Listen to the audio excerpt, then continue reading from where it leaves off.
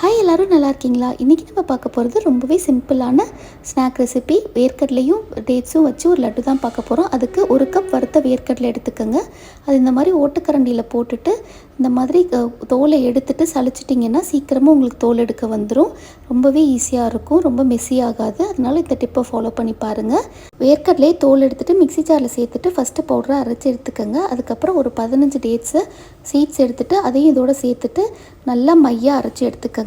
அதுக்கப்புறம் ஒரு டீஸ்பூன் மட்டும் நெய் சேர்த்துட்டு அதையும் சேர்த்து மிக்சியில் ஒரு தடவை போட்டு எடுத்துக்கிட்டிங்கன்னா உங்களுக்கு நல்லா உருண்டை பிடிக்க வரும்.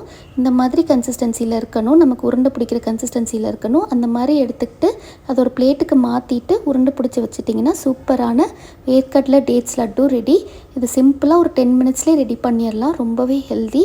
டேட்ஸ் சாப்பிடாத குழந்தைங்களுக்குலாம் இந்த மாதிரி செஞ்சு கொடுங்க. ரொம்பவே டேஸ்ட்டாக இருக்கும். அதில் டேட்ஸ் இருக்கிறதே தெரியாது. அந்த நேச்சுரல் ஸ்வீட்னஸோட ரொம்பவே நல்லாயிருக்கும். கண்டிப்பாக இந்த ரெசிபியை ட்ரை பண்ணி பாருங்கள். நீங்கள் ஸ்கூல் ஸ்நாக்ஸுக்கு கூட இதை பேக் பண்ணி கொடுத்து விடலாம். இப்போ நான் சொன்ன குவான்டிட்டியில் உங்களுக்கு 15 லட்டு கிடைக்கும். இதை நல்லா 5 டேஸ் வரைக்கும் நீங்கள் வச்சுக்கலாம். ரொம்பவே நல்லாயிருக்கும். கண்டிப்பாக ட்ரை பண்ணி பாருங்கள். தேங்க்யூ.